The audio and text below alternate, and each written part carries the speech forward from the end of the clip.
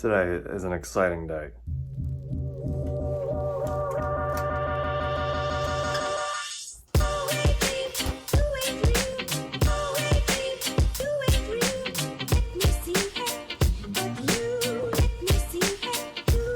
So I had a tweet come in today asking if there would be 2 6 of spades at every table or just at mine. So had to retweet that one. That one was pretty good.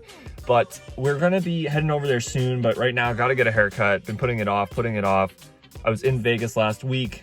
Was gonna get it before my flight, and then it was actually this really cool place, rock and roll barber or rock and roll haircut or something like that, and it was really awesome, but it just took too long. There were too many people there.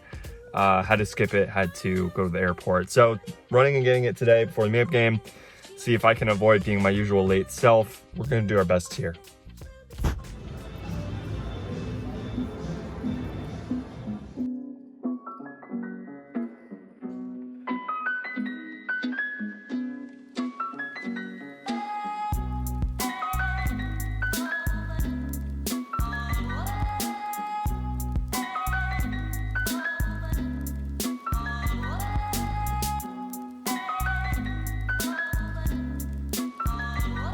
Hello guys, and welcome back to the vlog.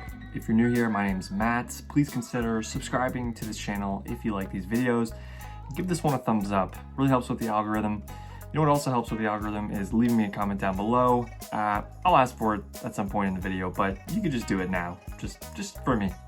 I appreciate it. This video is very special.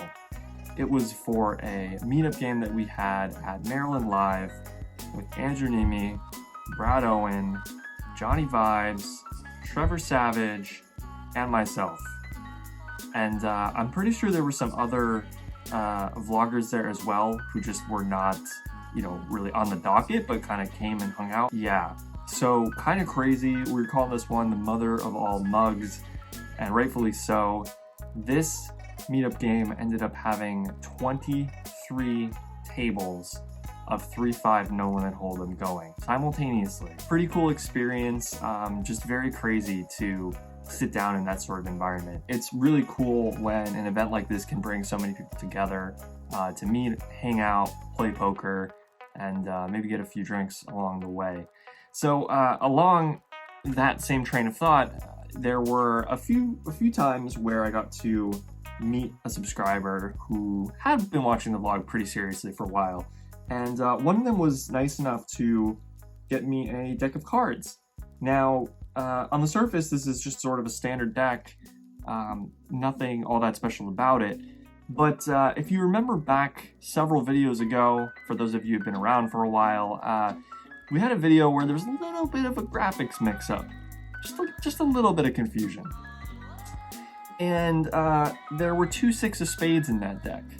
And so, rather than just giving me a super standard, boring deck of cards, he decided, wouldn't it be funny? It's got me a nice new deck of cards. Really appreciate it. And it's all 6 of spades right there. So, he really went all out here. I cannot thank him enough for doing so. I will cherish this deck of 6 of spades forever. And I can't really say anything else about this. Hopefully 6 of spades merch coming soon. Another cool way to hang out and interact with people on this channel though is to join Discord. Now, Discord is a chat community where we can talk poker, talk life, hands, strategy, random stuff, all kinds of things going on over at Discord. But also that's where we meet up to play online poker. So if you're interested in playing online poker for real money and you live in the US, definitely go check out Discord. But really, if you just want to talk poker and hang out, that's the spot to do it as well. For now, let's just get into this meetup game video. So first of all, 3-5 no limit, a little bit weird. I think they only do that to make it a small or a list that's different than all the other lists. But frankly, I never remembered to put out $3 instead of $2 in the small blind. Like, I think the whole day I just always was constantly putting out $2, $2. So definitely took some getting used to, but in effect it's the same game as 2-5, so don't get tripped up by that. But anyway, sitting down, got into a hand basically right away. I'm in the cutoff. Oh no, sorry. My very first hand at the table, cutoff opens to 15, and I'm in the big blind with queen 6 of diamonds.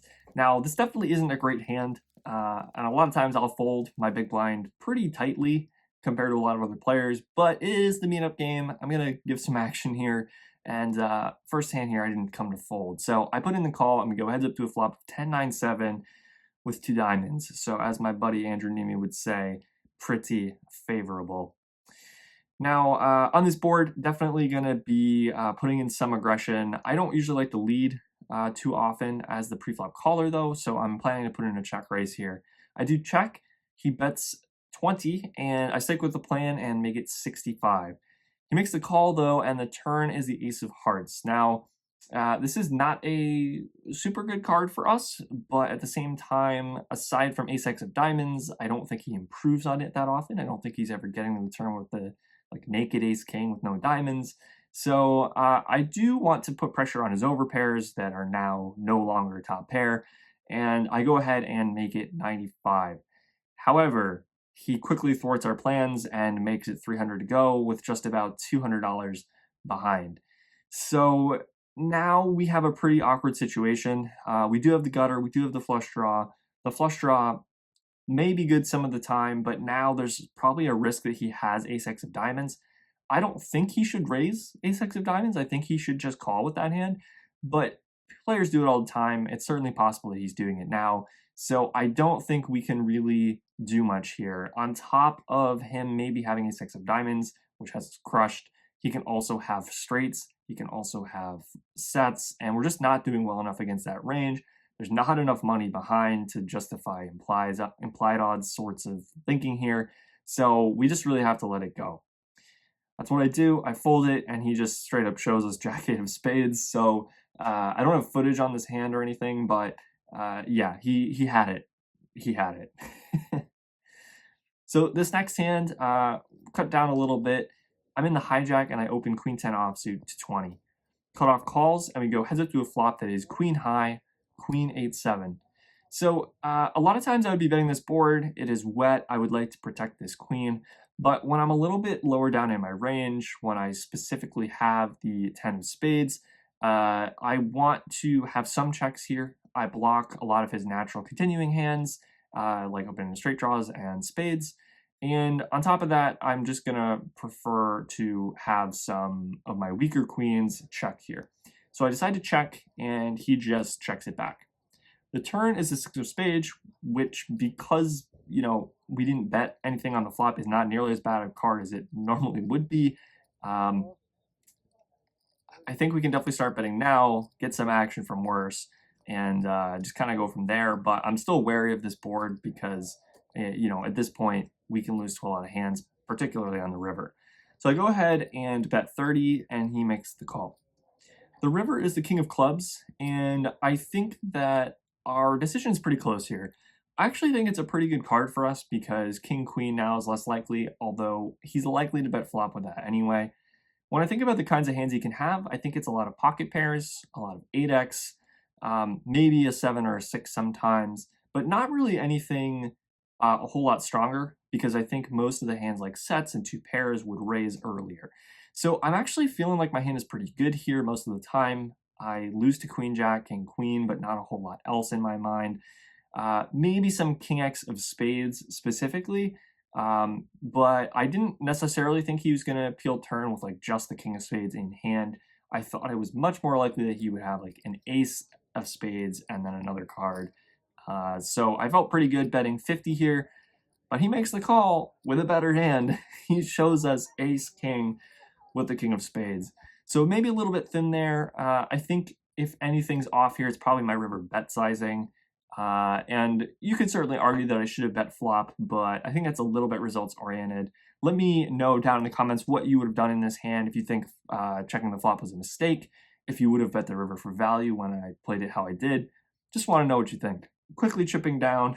Pretty sure I've added on at least once at this point. But getting back in the mix, it's still early in the day.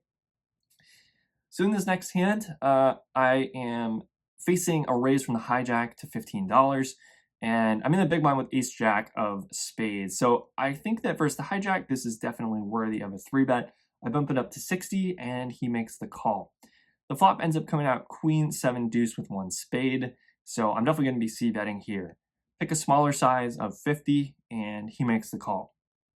The turn is now the 8 of hearts. It's kind of a weird card because some flushes do obviously get there, but I think that there aren't too many of them in a 3-bet pot relative to normal. So I decided to keep betting and potentially barrel river. So I bet 110 here, and he thinks about it a bit longer now before making the call.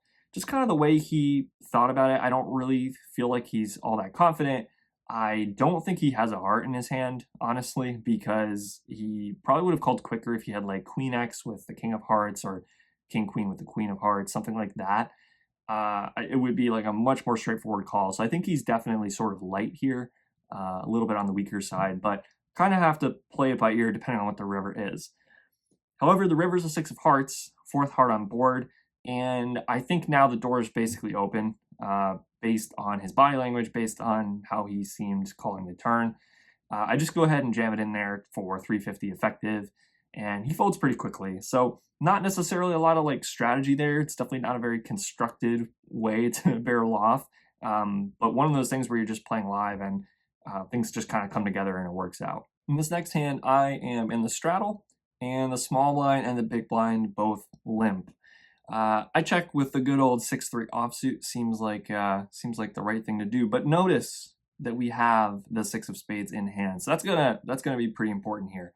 So the flop comes out coming queen 7 deuce, and the small blind leads for 25.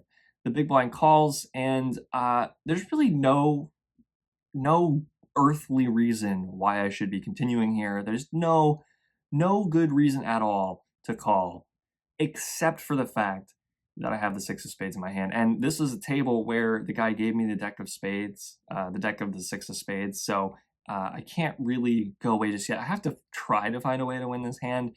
So I overcall, knowing that it's going to look like sort of strong when I do it. And hopefully I'll have an opportunity to mess around a little bit later. Maybe we can pick up a little equity here and try to take it down. So we call, and the turn is the 5 of spades. So we at least do pick up a gut shot here, and that's going to be enough because it checks to me, and I decide to bet 60. Again, no earthly reason to be doing this. This is not a strategic play at all. This is not a recommended play back at home. Don't try this at home, please. I don't want to get a bunch of messages on Instagram. Matt, you told me to play the 6 high backdoor gut shot, and I lost my bankroll. Don't send me those messages. Don't play like Matt. That might be our next t-shirt. Okay, moving on. I bet 60, and the small blind is the only caller. So to be fair, I was trying to think about what he had in this moment. I thought he might have some weaker Queen X, but maybe just a 7, maybe like a pocket 8s kind of hand, something like that. Maybe just ace high. It's really hard to say. The action's been really weird in this hand so far. So I end up going to this river, heads up with him. The river is a jack of clubs. He checks, and I just jam for his 220-ish effective, and he tank calls with ace 7. Got him. Yeah, he's definitely making the vlog. Damn, every vlogger. Nobody believes me. Every vlogger so far, he's made every vlog. Oh, 2, but 2 for 2. You're bad. Yeah, you're gonna be on. They're playing my hands. They're playing my cards. It's contagious. My whole life, so that I don't. Is this the first time we're gonna see the turn? Yep. Yeah, first time. Awesome. First bomb toss, 6 of spades. Yeah, say not necessarily. This will be the first one. So pretty rough one there, based on the board and based on everything. But obviously, we have to show that we had the 6 of spades, and that was the impetus for one of the worst plays I've ever made in my life. Again, don't play like Matt. So moving on here to the next hand, not been going our way, but obviously not playing the absolute best poker of our life here. It is a meetup game after all. We're sitting in the under the gun spot with ace jack of clubs, bump it up to $20. Middle position makes it $50, and the button cold calls. So this is already a kind of weird spot. We make it 4 big blinds and he 3-bets to just 10 big blinds, and there's a cold caller. But I think that with our hand being connected in multiple ways, suited and can flop Broadway, we got 40% of a royal going here. I don't think I'm going anywhere. It's only $30 more into this more than $100 pot. And I think I'm gonna be able to navigate okay post flop. So I put in the call and the flop comes out 10, 10, 3 with 2 clubs. So pretty much one of the best flops we could hope for. We'll have some 10x here that we can represent. We obviously have a boatload of equity against anything that's not pocket aces. And we're just gonna probably go with this hand because it's the meetup game. Let's see what happens. I go ahead and check. Middle position continues for 115 and the button folds. It's only about 400 effective in his stack total, so I go ahead and jam for that 400, and he unfortunately calls. But fortunately, the turn is the 9 of clubs. The river is a 7 of diamonds. He does not boat up, and our flush is going to be good here to stack pocket queens with the queen of clubs, mind you. So it's the day of ace-jack so far, and so far it's pretty much the only hand that's been working out for us. So maybe this day would have gone better if I just folded everything but ace-jack. But moving on, there's a straddle in this next hand, and I'm in the big blind with 6-4 of diamonds. Folds around to me, and I open it up to $30. This straddle makes the call, and we go heads up to a flop of ace, queen, 6, 2 clubs. I decide to start c-betting here to potentially barrel off, potentially improve, and I should have a pretty big nut advantage on this board. I have aces and queens and ace queen where he probably has none, and we can both have pocket sixes and stuff like ace-6 suited, but other than that, I have all really the strong hands, and he's often capped to 1 pair or draws. So I bet 30, he makes the call, and the turn is the 9 of spades. I'm already setting up multiple barrels here, so on this card, nothing really changes. I bet 85, and he makes the call once again. Now, again, it's a situation where I kind of felt like he didn't have the strongest of hands, but I also didn't feel confident he was going to fold to a river jam. The river is now the jack of spades, though, and I felt like he might be kind of more worried with some of the weaker ace-x. I don't think he ever is holding on with just a gut shot here. A little bit of a concern in my mind was a hand like queen-jack or ace-jack, but I thought that he was going to fold basically any single ace if I jam. So I go ahead and put in the jam for 280, put max pressure, and he does tank. He tanks for a very long time, probably like 3 or 4 minutes. But he ultimately calls. And I guess I shouldn't be that shocked. It is a meetup game after all. It has been publicized that I am a vlogger. And I mean, let's just be real. Everybody wants to make the vlog. So he does call us with actually just a queen. So pretty brutal. And kind of rough one to lose there with him calling with a hand. I thought he would fold better hands than that. So definitely not feeling good. I should probably be bluffing way less in these things, and I feel like I'm bluffing just way more of the time. But what can we really do here besides not just bluff jam or stack, I guess. Moving on into this next hand, we're in a bomb pot for $20 each, 8-handed. The flop comes out 10, 5, 4 rainbow, and I am sitting in the big blind spot with, it looks like, ace 10. So I go ahead and bet out here for $80, about half pot, and middle position is the only caller. Turn is the 6 of diamonds, and I decide that there are a decent number of hands that beat me here. I'm not sure I can get 3 streets from a worse 10, so I want to check and then basically decide versus a bet. I'll probably check call, and then potentially go for value on the river depending on what happens. So I do go ahead and stick with that plan. I check, but he checks it back. The river is the deuce of diamonds, which puts 4 to a straight on board, but I don't think anyone's really going to have a 3 here all that often. If anyone does have a 3, because it is a bomb pot, it is possible that they can have something like maybe 6-3 for open-ended on the flop, something like ace-3 for a gutter, something like 10-3 where they just flop top pair and check on turn. But at the same time, I think most of his range is actually going to be worse 10x. So I decide to go for some value here, and I actually decide to go kind of big. I think that we can get a lot of value from here on out, just based on him thinking we're going to have a 3 or nothing, and that we shouldn't really ever have a 3. So I go ahead and bet $230, and he tanks a long time. Definitely the kind of spot where you like fading the snap call or the snap raise for sure, but he does ultimately call with worse. So nice to get that one down, get that one through, and start making a little bit of money back. At this point in the game, I'm in for 1,500. Not piles by any means, but you know, in for 1,500. And I'm just dead tired. It's around this time in the game that I start not really feeling that great. Got a headache. I'm just exhausted. I've been there most of the day, and I just wasn't really feeling it. Now, this is not an excuse for what comes next, because it's basically inexcusable. But at this time, I just wasn't playing that well. I wasn't taking notes well. I don't really have any more hands written down.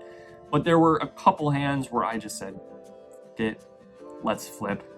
And I played 2 blind flip spots. Now, they don't account for all the losses. I'm in for 1,500, and I'm probably sitting on like around 1K when this happens. End up flipping for one guy's stack for like 350 or 380 or something.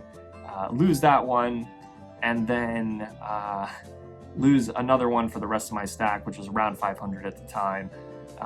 And, you know, there's just really no need for this. It is a meetup game. Yeah, we're having fun. But honestly, I wasn't doing it because I wanted to have fun and I wanted to flip for 500. It was stupid. I was not feeling good.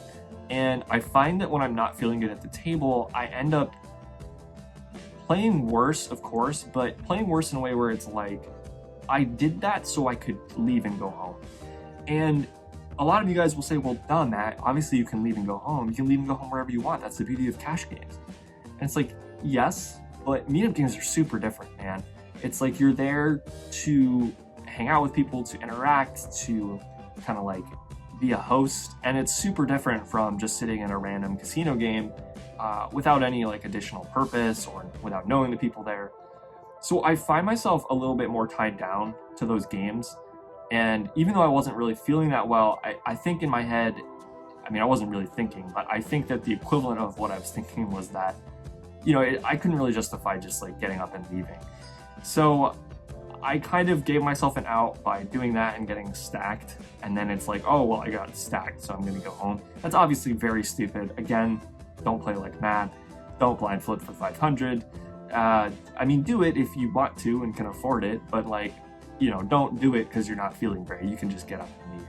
So a bit of a rough lesson there at the end of the meetup game. I really didn't feel good leaving physically or mentally, emotionally, spiritually, any of those lees. And ultimately a lot of that was on me, but I did have a good time overall. It's always a little easier to look back on these sessions retrospectively, where I can see the lesson and not feel quite as stupid for the stupid things that I did.